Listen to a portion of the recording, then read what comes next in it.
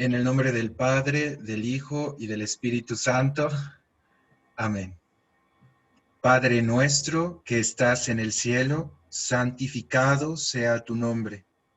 Venga a nosotros tu reino. Hágase tu voluntad en la tierra como en el cielo. Danos hoy nuestro pan de cada día. Perdona nuestras ofensas como también nosotros perdonamos a los que nos ofenden. No nos dejes caer en tentación y líbranos de todo mal. Amén. María, trono de la sabiduría, ruega por nosotros. ruega por nosotros. En el nombre del Padre, del Hijo y del Espíritu Santo. Amén. Compañeros, buenos días.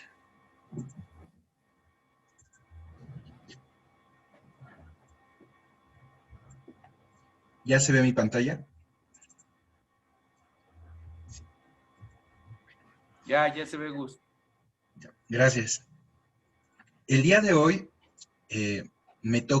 voy a exponer acerca de la tarea del filósofo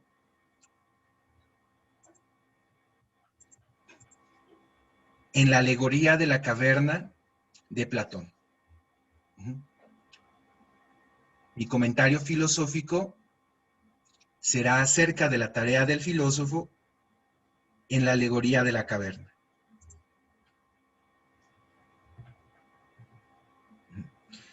La exposición está constituida a partir de 4 puntos importantes, de 4 partes, ¿no?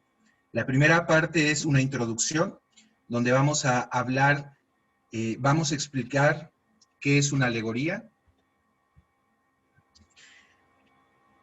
En un segundo momento se va a hacer la lectura de la alegoría de la caverna en su texto original, que eso es importante, es de suma importancia tener presente que se va a hacer desde su texto original, desde la traducción del texto original. En un tercer momento se hará el análisis y comentario filosófico de la alegoría. Y por último concluimos con las conclusiones. En suma, con las conclusiones. Bueno. ¿Qué dice Platón acerca de la tarea y la labor del filósofo? Hay que considerar como presupuestos que tenemos que hablar de la república ideal que habla Platón en el diálogo de la república, ¿no? Y de ahí se desprende la idea del político ideal. Entonces, esta exposición lo que busca es ahondar en lo que dice Platón, en lo que dice el autor, desde la fuente original, acerca de la tarea y la labor del filósofo. La alegoría de la caverna se encuentra en el diálogo platónico de la República, capítulo 7, sección 514A1 a la 517C1.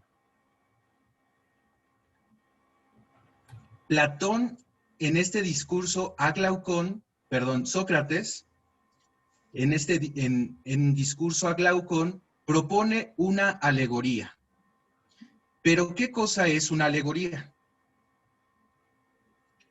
La alegoría es una narración que representa una idea a través de imágenes simbólicas o metafóricas. Entonces hay que tener presente eso. Antes de escuchar el texto de la alegoría de la caverna, hay que saber que la alegoría es una narración que representa una idea a través de imágenes.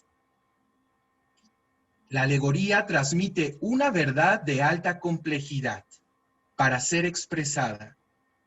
Cada elemento que vamos a encontrar en la alegoría conlleva un significado simbólico. Por lo tanto, es importante prestar atención a cada elemento subrayado en el texto que les voy a mostrar. Tanto filósofos como los poetas recurren al simbolismo de la alegoría para expresar algo concreto u abstracto.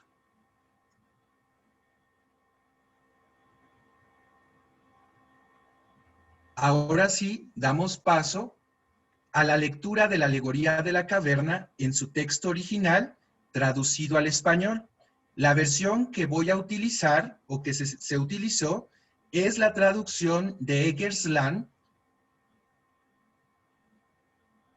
La traducción de Eggersland de la Biblioteca Clásica de Gredos del año de 1994. Entonces es importante que lo que vamos a leer es la traducción del texto original de Gredos. Ahora, nos disponemos a la lectura de la alegoría. Sí les pido que prestemos atención. La lectura es tomada del capítulo 7 y es una lectura larga. Entonces sí les pido paciencia y para esto lo vamos a hacer dinámicamente. Les pedí a 2 de mis compañeros ayuda para la lectura. Héctor Tavares va a leer la parte que le corresponde a Sócrates.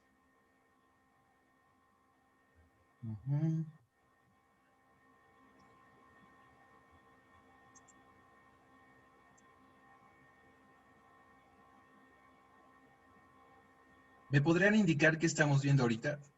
Un momento. Ya. La pantalla de Word. El escudo de la pontificia. Sí. ¿Sí? Ok. Y mi compañero Pedro Rosas va a leer lo correspondiente al diálogo de Glaucón. ¿Ok? Entonces, vamos a prestar mucha atención porque va a ser a modo de diálogo. Entonces, se contestan, ¿no? Para que no sea, va a ser un diálogo, para que no sea aburrido, no sea largo. Prestemos mucha atención a los elementos que he subrayado. Esto nos ayudará a tener en cuenta todos los detalles de la alegoría. Vamos a estudiar y desmenuzar el texto. ¿Ok? Entonces, iniciamos con la lectura. A ver un momento. Dejen.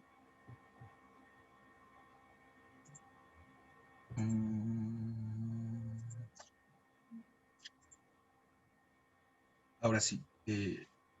Lo que está aquí en Versalitas, eso ignórenlo, por favor. Solo el texto.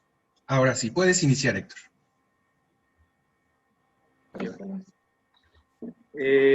Después de eso, proseguí. Compara nuestra naturaleza respecto de su educación y de su falta de educación con una experiencia como esta. Represéntate hombres en una morada subterránea, en forma de caverna, que tiene la entrada abierta en toda su extensión a la luz. En ella están desde niños con las piernas y el cuello encadenados, de modo que deben permanecer allí y mirar solo delante de ellos, porque las cadenas les impiden girar en derredor la cabeza. Más arriba y más lejos se halla la luz de un fuego que brilla detrás de ellos, y entre el fuego y los prisioneros hay un camino más alto, junto al cual imagínate un tabique construido de lado a lado.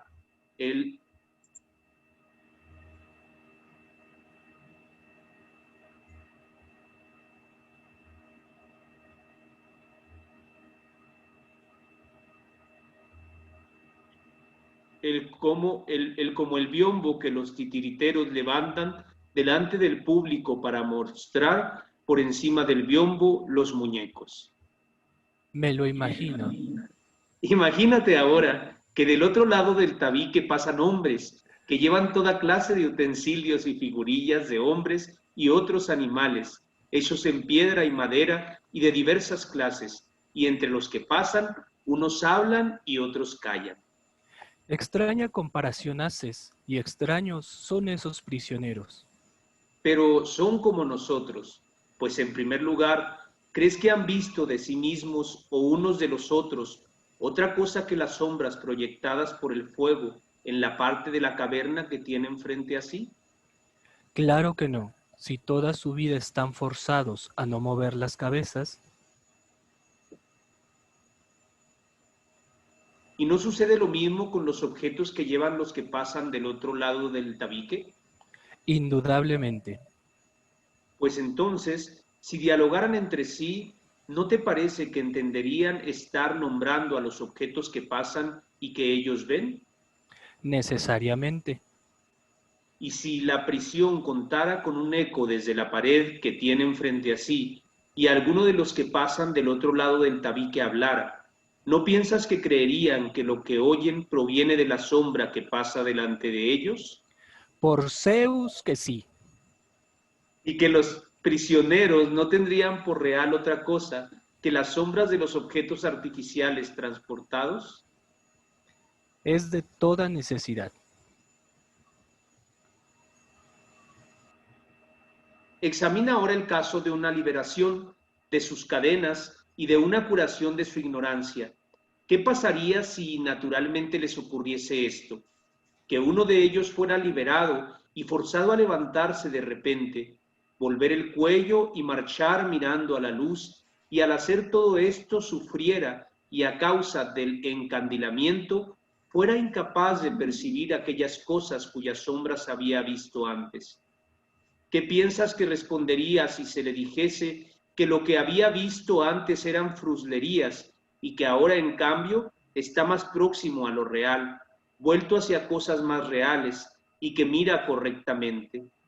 Y si se le mostrara cada uno de los objetos que pasan del otro lado del tabique y se le obligara a contestar preguntas sobre lo que son, ¿no piensas que se sentirá en dificultades y que considerará que las cosas que antes veía eran más verdaderas que las que se le muestran ahora?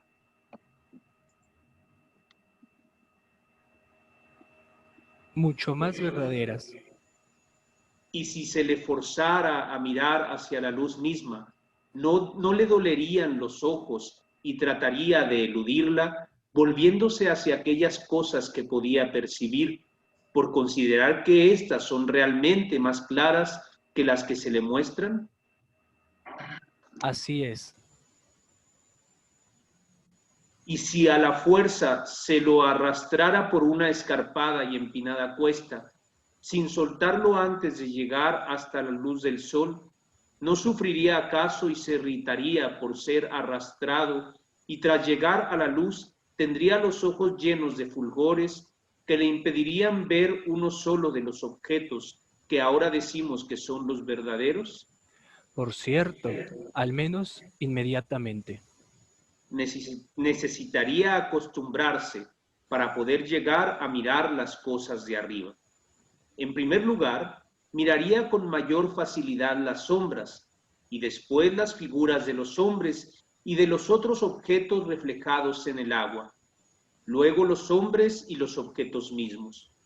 A continuación, contemplaría de noche lo que hay en el cielo y el cielo mismo, mirando la luz de los astros y la luna más fácilmente que durante el día el sol y la luz del sol. Sin duda. Finalmente, pienso, podría percibir el sol, no ya en imágenes en el agua o en otros lugares que le son extraños, sino contemplarlo como es en sí y por sí en su propio ámbito. Necesariamente. Después de lo cual concluiría, con respecto al sol, que es lo que produce las estaciones y los años y que gobierna todo en el ámbito visible y que de algún modo es causa de las cosas que ellos habían visto. Es evidente que, después de todo esto, arribaría a tales conclusiones. Y si se acordara de su primera morada, del tipo de sabiduría existente allí y de sus entonces compañeros de cautiverio, ¿no piensas que se sentiría feliz del cambio y que los compadecería? Por cierto. Respecto a los honores y elogios que se tributaban unos a otros y de las recompensas para aquel que con mayor agudeza divisara las sombras de los objetos que pasaban detrás del tabique, y para el que mejor se acordase de cuáles habían desfilado habitualmente antes y cuáles después, y para aquel de ellos que fuese capaz de adivinar lo que iba a pasar, ¿te parece que estaría deseoso de todo eso y envidiaría a los más honrados y poderosos entre aquellos? ¿O más bien no le pasaría como al Aquiles de Homero y preferiría ser un labrador que fuera siervo de un hombre pobre, o soportar cualquier otra cosa antes que volver a su anterior modo de opinar y a aquella vida? Así creo también yo, que padecería cualquier cosa antes que soportar aquella vida. Piensa ahora esto. Si decidiera nuevamente y ocupara su propio asiento, ¿no tendría ofuscados los ojos por las tinieblas al llegar repentinamente del sol?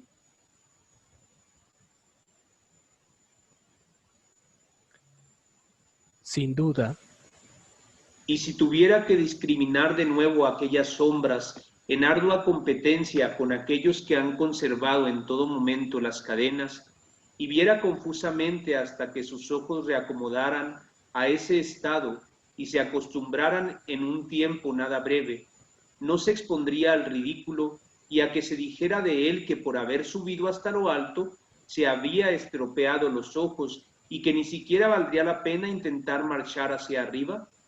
Y si intentase desatarlos y conducirlos hacia la luz, ¿no lo matarían si pudieran tenerlo en sus manos y matarlo? seguramente. Pues bien, querido Glaucón, debemos aplicar íntegra esta alegoría a lo que anteriormente ha sido dicho, comparando la región que se manifiesta por medio de la vista con la morada prisión y la luz del fuego que hay en ella con el poder del sol. Compara, por otro lado, el ascenso y contemplación de las cosas de arriba con el camino del alma hacia el ámbito inteligible, y no te equivocarás en cuanto a lo que estoy esperando y que es lo que deseas oír. Dios sabe si esto es realmente cierto. En todo caso, lo que a mí me parece es que lo que dentro de lo cognoscible se ve al final y con dificultad es la idea del bien.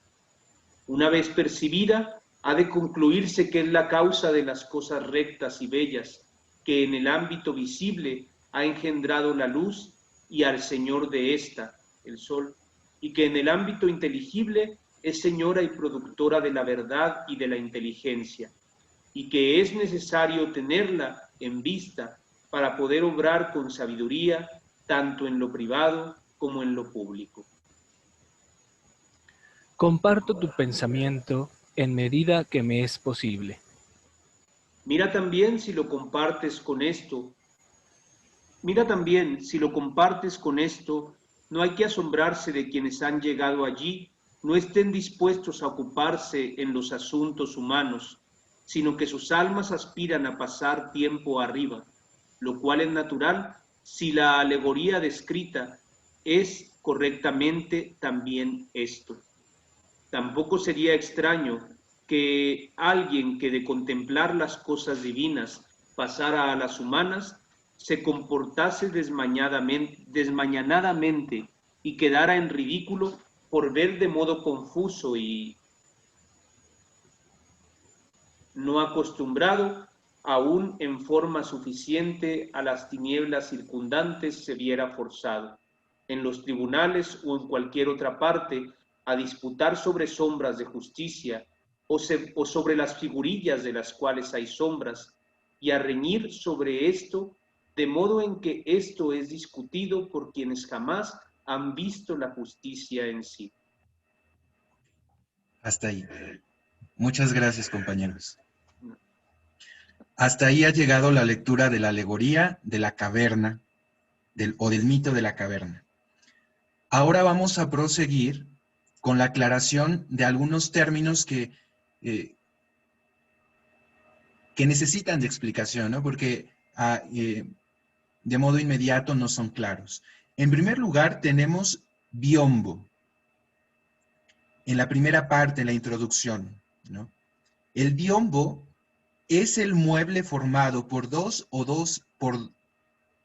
más láminas verticales de tela, madera u otro material que están articuladas entre sí y pueden extenderse o desplegarse.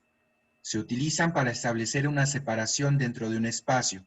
Esto es importante, ¿no? Se utiliza la imagen del biombo para hablar de una separación dentro de un espacio. En el teatro, el biombo es el espacio escénico donde se muestran algunos títeres para entretener. Por otro lado, tenemos la palabra liberación, porque el texto utiliza este término, liberación. El prisionero es liberado. Pero, ¿qué refiere el traductor al pie de página? El traductor Eggersland dice, no se trata de lo que le sucede, que lo que le sucediese fuera natural. El mismo Platón dice que obrarían forzados, sino acorde con la naturaleza humana. También hay que tener en cuenta el término encandilamiento. Cuando el prisionero sale de la caverna, tiene encandilamiento. Encandilar es sinónimo de deslumbrar, es decir, cuando sale el prisionero queda deslumbrado por la luz del sol. También hay que tener presente los fulgores. Un fulgor se refiere al brillo, resplandor de la luz. Fulgores se utiliza cuando el prisionero sale de la caverna y experimenta los fulgores, experimenta el brillo o el resplandor de la luz.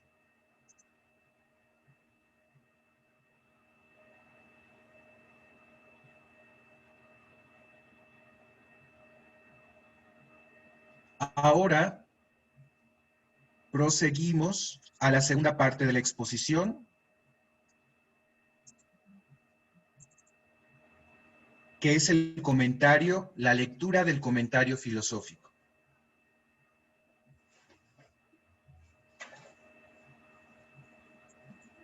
En el comentario filosófico se dará el estudio y análisis de la alegoría.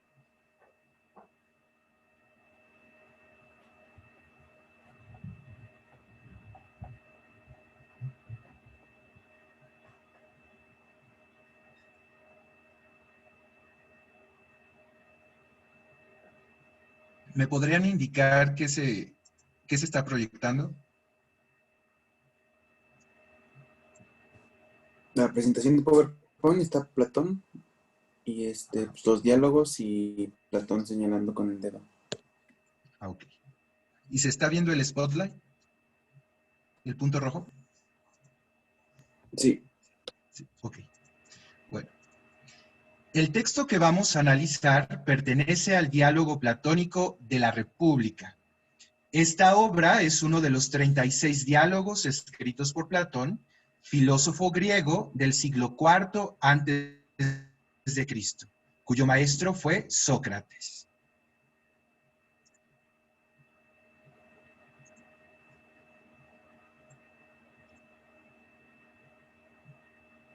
La República pertenece a los diálogos de madurez.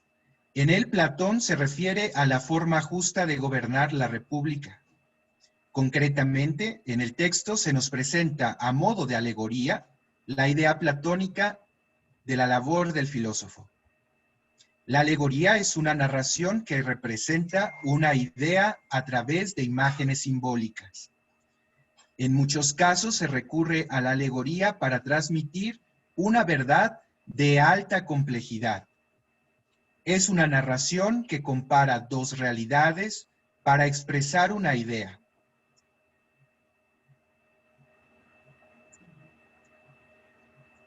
En muchos casos, es una narración que compara dos realidades para expresar una idea. La alegoría de la caverna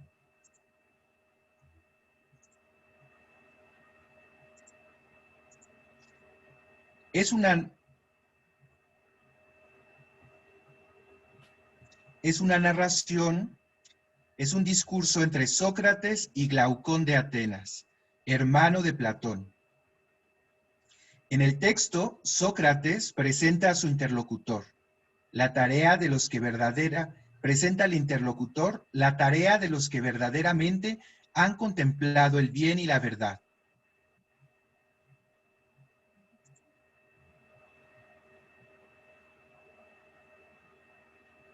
En el texto se distinguen tres cuestiones fundamentales. En primer lugar, descubrir si el filósofo puede ser buen político o puede ser el jefe de la República. En segundo lugar, el por qué las personas no entienden a los filósofos. Por último, se contempla la condición indispensable para obrar con sabiduría, tanto en lo privado como en lo público. Aquí tenemos las tres cuestiones fundamentales, ¿no? Descubrir si el filósofo puede ser un buen político, por qué las personas no entienden a los filósofos, la condición indispensable para obrar con sabiduría. Ahora se procede a la explicación del sentido literal de la alegoría de la caverna. La alegoría de la caverna es el diálogo que mejor expresa gran parte del pensamiento platónico, puesto que en el mito se muestra la idea platónica del mundo sensible y el mundo de las ideas, que son los grados ontológicos de la realidad. Se muestra el dualismo gnoseológico, que separa la opinión, la doxa, doxa, de la verdad, episteme. De igual manera se presenta la teoría de las ideas, convirtiéndose la idea de bien y de verdad como la meta a la que el hombre debe apuntar.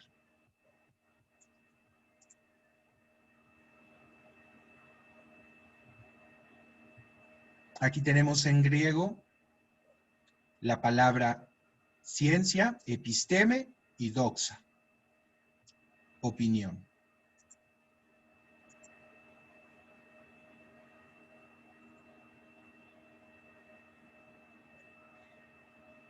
Para describir esta tesis de carácter político y gnoseológico, Platón la expone conforme a una estructura de ideas secundarias y argumentos que se presentan en los párrafos a continuación. Se han identificado 5 momentos importantes que constituyen la alegoría. Se procederá a analizarlas someramente.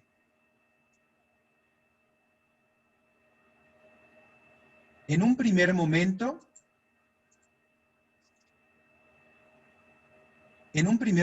de la alegoría se presenta, a modo de introducción, la descripción del contexto del símil. En esta primera parte, Sócrates compara nuestra naturaleza a la experiencia de prisioneros de una caverna subterránea. Repito, en esta primera parte, Sócrates compara nuestra naturaleza a la experiencia de prisioneros de una caverna subterránea que da entrada a la luz, como podemos observar en la ilustración que está siendo proyectada. Aquí encontramos a los prisioneros que están en el fondo de una caverna subterránea. Los prisioneros que describe Sócrates han permanecido impedidos de girar sus cuerpos en dirección de la luz por las cadenas que los atan a la caverna. Entonces, aquí encontramos a los prisioneros que están impedidos de girar sus cuerpos, de girar sus cabezas por las cadenas que los atan. No pueden mirar a su alrededor, ni mirarse a sí mismos, ni mirarse entre ellos.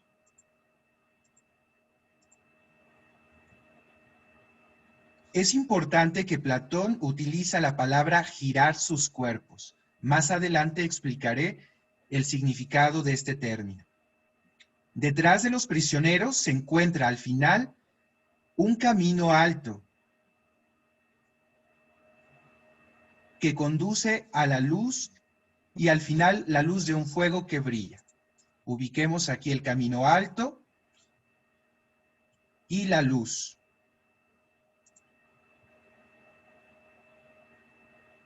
A la mitad del camino se encuentra un tabique construido de lado a lado como el biombo de los titiriteros. Este es el tabique, a modo de biombo, como el de los titiriteros.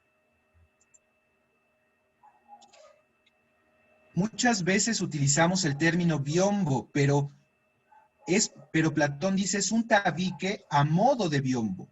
Entonces, cuando expliquemos la alegoría, es importante utilizar el término tabique.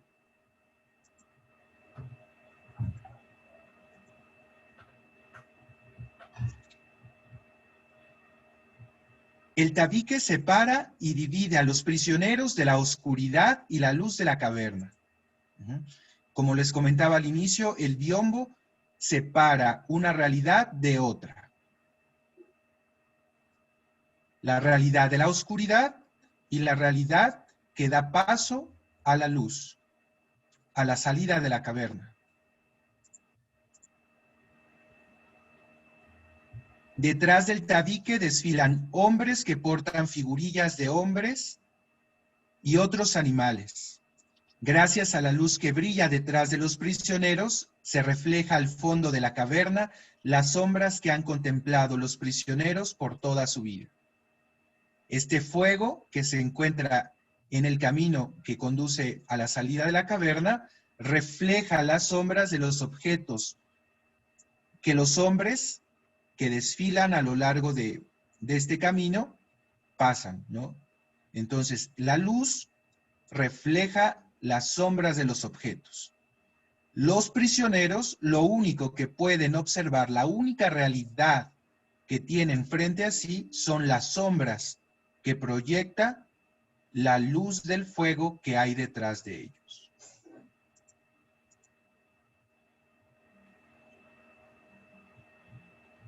Dado a que los prisioneros están forzados a estar en el fondo de la caverna, las sombras son la única realidad que conocen y por lo tanto se conforman con ella. Los prisioneros solo conocen a los hombres que desfilan con utensilios por las sombras proyectadas. Eso es importante. Si los prisioneros conocen a estos hombres que desfilan detrás de ellos, no es porque interactúen con ellos, sino que conocen por las sombras que son proyectadas y porque los escuchan hablar. En esta imagen encontramos el primer elemento o el primer grado del dualismo ontológico que plantea Platón, el mundo sensible, constituido por las imágenes y entes naturales y artificiales, representados por los utensilios y figurillas de hombres que desfilan detrás de los prisioneros. Este es el primer grado de la dimensión ontológica que plantea Platón, los objetos que llevan los hombres.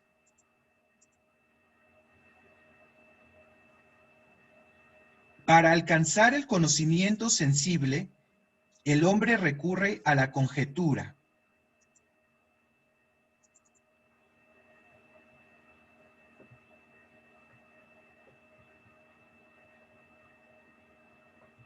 Y a las creencias, a la conjetura, ecaisía, y a las creencias.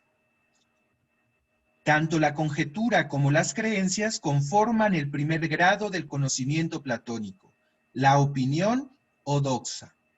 Repito, la doxa, la opinión, está constituida por dos elementos. La ecaisía, que es la conjetura de las imágenes, podemos llamarla el fantasma, la imagen, que corresponde a la realidad, sí, pero es una imagen. Y la pistis, que es la creencia. Eso conforma la doxa, la opinión. Por lo tanto, el único tipo de sabiduría que se da en la morada prisión es la opinión. Los prisioneros están obligados a adivinar las sombras de los objetos que pasan detrás del tabique. Repito, los prisioneros están obligados a adivinar las sombras de los objetos que pasan detrás del tabique. E incluso habían elogios y honores a aquel que divisara con agudeza las sombras de los objetos. Esto me suena como que se entretenían adivinando qué eran las sombras que veían en los prisioneros, ¿no? Dice, habían elogios y honores a quien divisara con agudeza qué eran las sombras. En un segundo momento, se produce la liberación de uno de los prisioneros que es forzado a ascender hacia la luz. Es importante tomar en cuenta este verbo, forzado. No sube voluntariamente, no sube por decisión propia, es forzado. El texto no dice por quién, pero utiliza este término, es forzado a subir hacia la luz. Por obvias razones, la visión del prisionero sería perturbada por el deslumbramiento de la luz.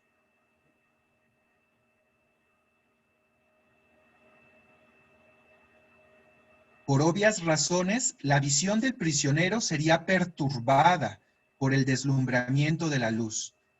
El prisionero recobra progresivamente su visión.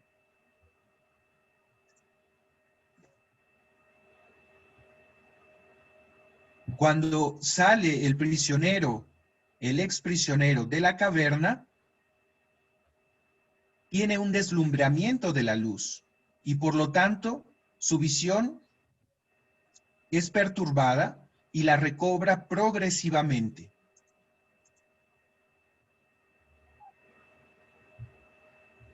El prisionero recobra progresivamente su visión contemplando en primer lugar las sombras y los objetos reflejados en el agua y después las figuras de los hombres y los objetos mismos. Finalmente podría percibir el sol bien, no ya en imágenes en el agua, sino contemplarlos como es en sí y por sí. Después el prisionero concluiría que el sol es de algún modo causa de las cosas que ellos habían visto.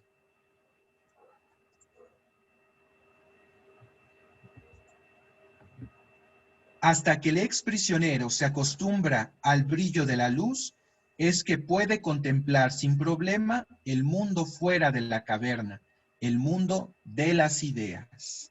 Repito, hasta que el exprisionero se acostumbra al brillo de la luz, se acostumbra, necesita de costumbre, de trato, tratar la luz. Es que puede contemplar sin problema el mundo fuera de la caverna, el mundo de las ideas. El mundo inteligible, el mundo de las ideas,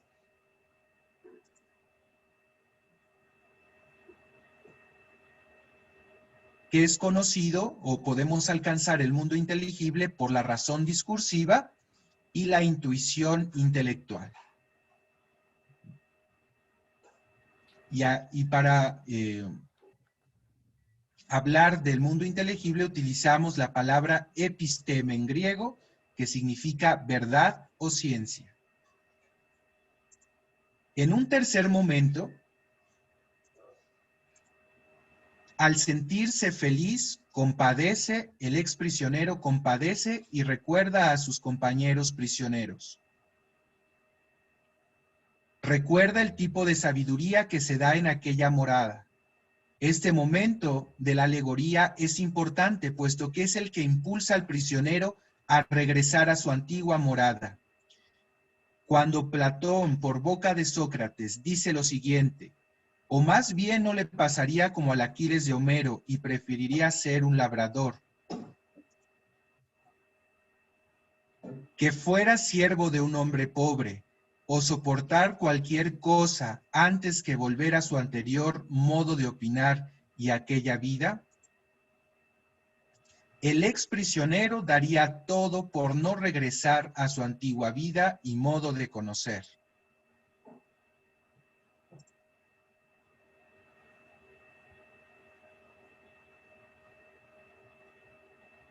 Por lo tanto, alcanzar la luz, ¿verdad?, no es el centro de la alegoría misma. El conocimiento por el conocimiento no es la meta del filósofo ni del encargado de gobernar el Estado, sino que es necesario descender a pesar de los retos que implica ser conocedor de la verdad con respecto a los que la ignoran. El filósofo disputa entre sombras de justicia. El filósofo disputa entre sombras de justicia y hasta reñir sobre esto, de modo en que esto es discutido por quienes jamás han visto la justicia en sí. En un cuarto momento de la alegoría, se produce el retorno a la morada prisión. Al igual que en la salida de la caverna, el ex prisionero tendría dificultad de ver en las sombras, puesto que proviene de la luz. Vería confusamente en las sombras hasta que sus ojos se reacomodaran a ese estado y se acostumbraran. El ex prisionero se expondría al ridículo. Llegarían sus compañeros al extremo de matar al ex prisionero por decir aparentes insensateces. De esta manera, Platón aborda el por qué las personas no entienden a los filósofos como Sócrates, puesto que ellos han accedido al nivel más alto de sabiduría. El peligro de los filósofos es el pasar todo el tiempo arriba, lo cual es natural, pero es necesario retornar a la morada prisión para obligar a los hombres de naturaleza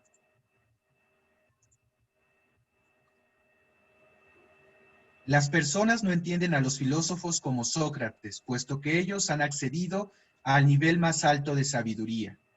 Es necesario retornar a la morada prisión para obligar a los hombres de naturaleza mejor dotada a emprender aquel ascenso.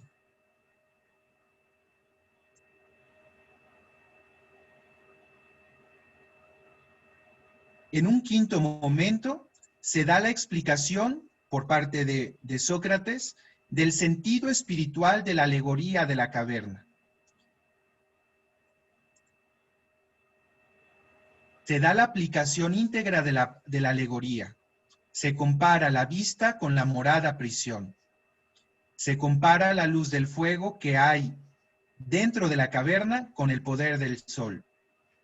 Se da la comparación del ascenso y contemplación de las cosas de arriba con el camino del alma hacia el ámbito inteligible. La idea principal de la alegoría de la caverna es que la tarea del filósofo es obligar. Recuerdan que les decía hace un momento del verbo que utiliza Platón de forzado, ascenso forzado. Pues está vinculado con esto, con la tarea del filósofo, obligar a los hombres a subir forzadamente, a los hombres de naturaleza mejor dotada, eso es importante, ¿no? No a todos los hombres, sino de naturaleza mejor dotada, a emprender el estudio supremo, el contemplar el bien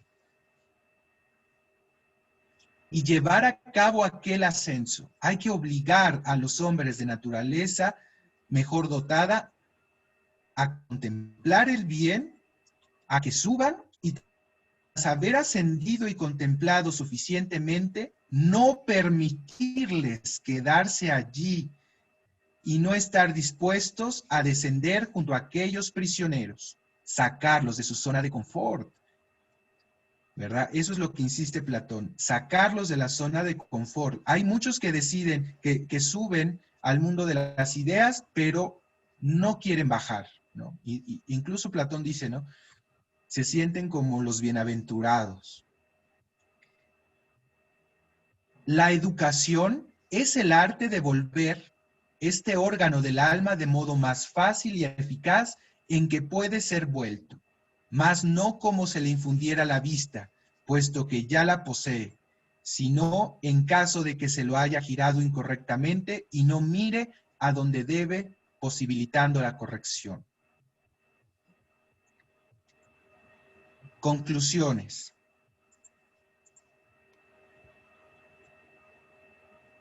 Dicha tesis es introducida por Platón por boca de su maestro Sócrates.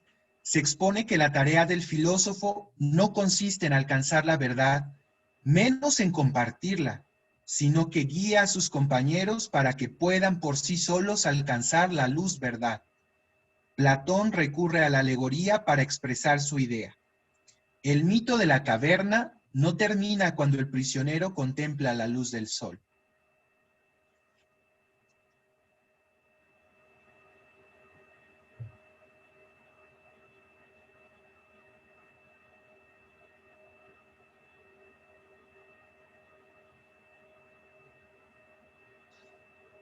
Muchas gracias por su atención. Hemos llegado al final de la exposición.